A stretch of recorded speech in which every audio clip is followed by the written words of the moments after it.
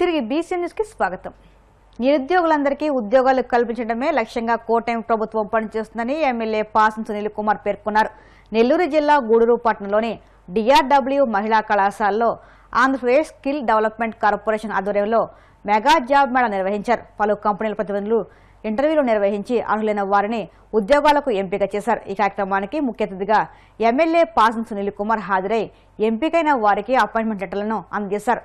ఈ కార్యక్రమంలో bill Chenchuramayya, Rahim, Venkateswara Raju, Harikumar, Ravinder Reddy, skill development corporation అధికారులు, పలు కంపెనీల ప్రతినిధులు పాల్గొన్నారు. ఎక్కడ కొత్త ఫ్యాక్టరీ వచ్చినా వాళ్ళని పిలిపించి గట్టిగా చెప్తారు, ఖచ్చితంగా లోకల్ ఉద్యోగాలు ఇవ్వాలా, మీరు ఇతర రాష్ట్రాలకు ఉద్యోగాలు ఇస్తే కుదరదు, అట్టగానిస్తే మాత్రం ఉద్యోగం పరిస్థితి లేదు, మేమే అన్నం పెడతామని చెప్పి కూడా అందరికీ చెప్తున్నాం.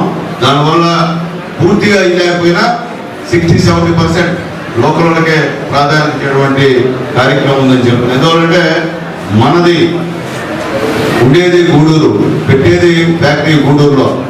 ఇక్కడ సహాయ సహకారం మన నెల్లూరు జిల్లా ఆఫీసర్ల అధికారుల సహాయ సహకారాలతో ఫ్యాక్టరీ పెట్టి ఇక్కడ వాళ్ళకి ఉద్యోగాలు లేకుండా ఎక్కడో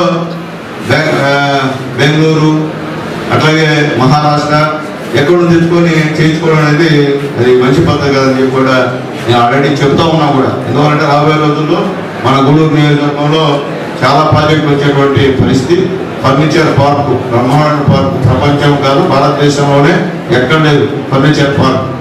మనకి ఈరోజు ఇక్కడ పెట్టేదానికి కలెక్టర్ గారి సహాయ సహకారాలతో సీఎం గారు ఆమోదించారు దాన్ని. అది కూడా త్వరలో శంకుస్థాపన కార్యక్రమం కూడా చేస్తాం. అలాగే ట్రిసిటీ ఈరోజు బ్రహ్మాండంగా పనులు జరుగుతున్నాయి.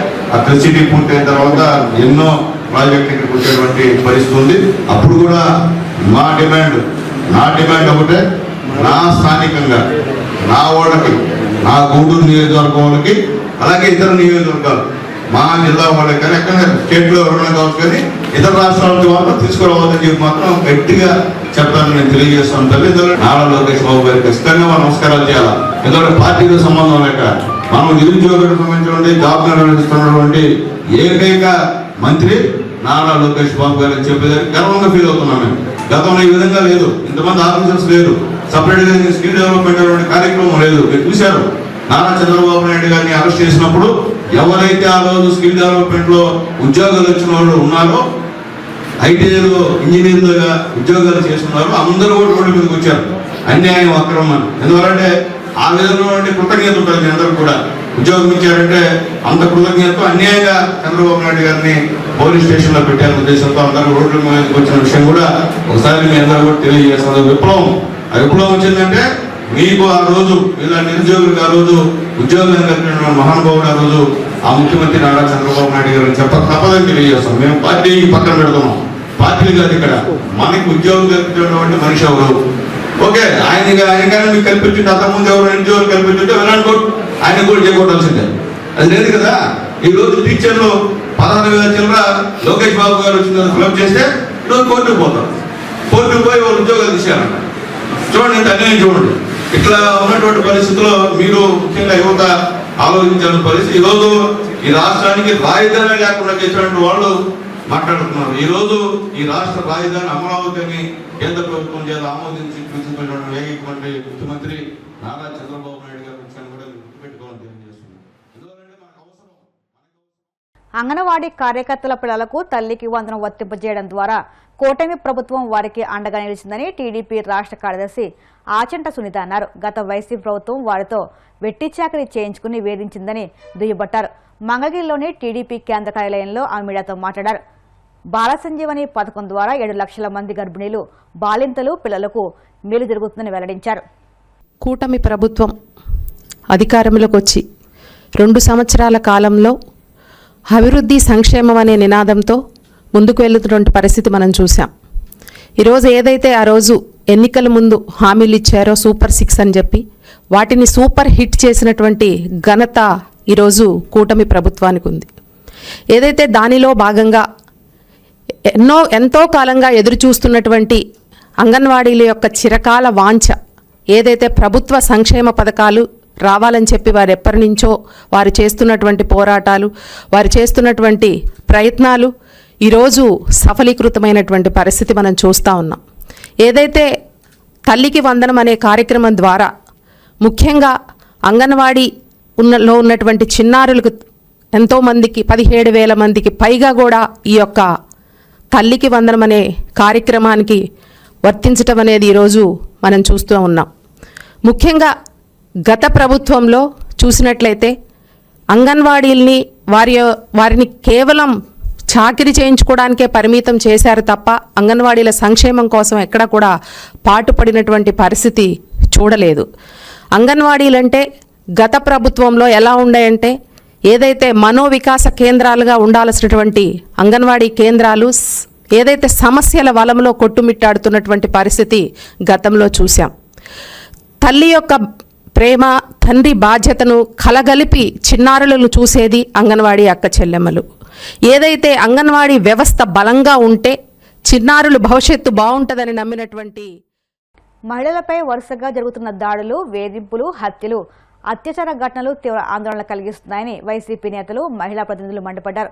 రాష్ట్రంలో మహిళల పట్ల జరుగుతున్న ఘటనలపై వైసీపీ మహిళా విభాగం జిల్లా అధ్యక్షులు టీపీ వెంకట సుబ్బమ్మ, నగర మహిళా విభాగం అధ్యక్షులు బండి దీప్తి ఆధ్వర్యంలో కడపలోని ఆర్టీసీ బస్టాండ్ వద్ద గల అంబేద్కర్ విగ్రహం వద్ద నిరసన కార్యక్రమం చేపట్టారు. ఈ సందర్భంగా వారు మాట్లాడుతూ గుంటూరు, బద్వేల్లో జరిగిన ఘటనలు రాష్ట్రంలో శాంతి భద్రతల వైఫల్యానికి నిదర్శనమని విమర్శించారు. మహిళలపై ఇలాంటి దారుణాలు జరుగుతున్నా కూటమి ప్రభుత్వం స్పందించకపోవడం అత్యంత దురదృష్టమని, బాధిత కుటుంబాలకు న్యాయం చేయడంలో ప్రభుత్వం పూర్తిగా విఫలమైందని ఆగ్రహం వ్యక్తం చేశారు. ప్రభుత్వం అధికారంలోకి వచ్చినప్పటి నుంచి కూడా శాంతి భద్రతలు ఏ విధంగా ఉన్నాయో రాష్ట్రంలో అందరం చూస్తున్నాం. వీళ్ళు అధికార పీఠం ఎక్కినప్పటి నుంచి నడి రోడ్లో వినుకొండలో కత్తులు తీసుకొని ఏ విధంగా ఒక వ్యక్తిని ఏ విధంగా నడి రోడ్లో హత్య చేశారో ఆ రోజు నుంచి ఈ రోజు వరకు చూస్తే ముచ్చుమరిలో ఒక పాప చంపేసి కాలువలో వేస్తే ఇంతవరకు లేదు.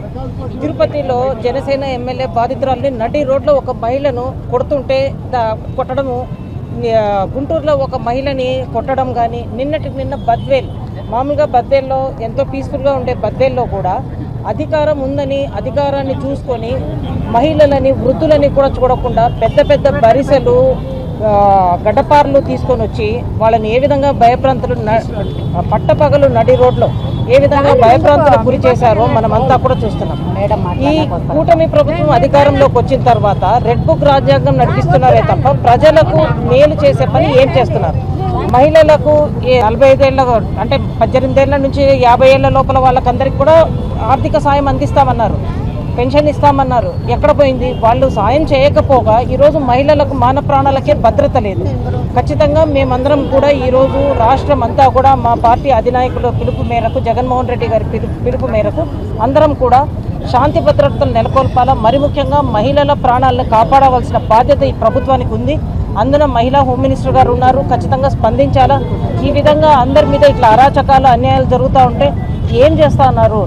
తర్వాత ఇంకొక వింత విషయం ఏంటంటే, ఎక్కడి నుంచో వచ్చి బద్వేల్లో ఆ వృద్ధ దంపతుల్ని వాళ్ళు కొట్టడం కాకుండా పోలీసు వాళ్ళు ఇద్దరి మీద కేసులు నమోదు చేశారు. బాధితుల పట్ల నిలబడాల్సిన పోలీసులు ఇద్దరి మీద కేసులు కట్టడం ఏంటో మాకు కూడా అర్థం కావడంలా. ఖచ్చితంగా న్యాయం చేయాలా, మహిళల మాన ప్రాణాలను కాపాడాల్సిన బాధ్యత ఈ ప్రభుత్వానికి ఉంది. దాని మీద వాళ్ళు కూడా వివరణ ఇవ్వాల్సిన అవసరం ఉంది అని మేము కూడా మా పార్టీ తరఫున ఖచ్చితంగా డిమాండ్ చేస్తున్నాం. వార్తలు ముగించే ముందు ముఖ్యాంశాలు మరొక్కసారి.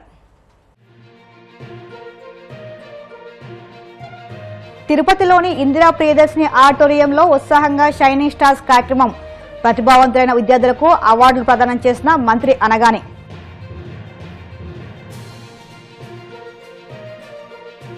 మహిళలపై దాడులను ఖండిస్తూ భీమవరంలో వైసీపీ మహిళా నేతలు ఆందోళన.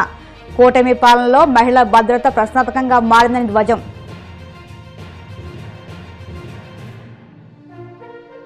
గూడూరు డిఆర్డబ్ల్యూ మహిళా కళాశాలలో మెగా జాబ్ మేళా.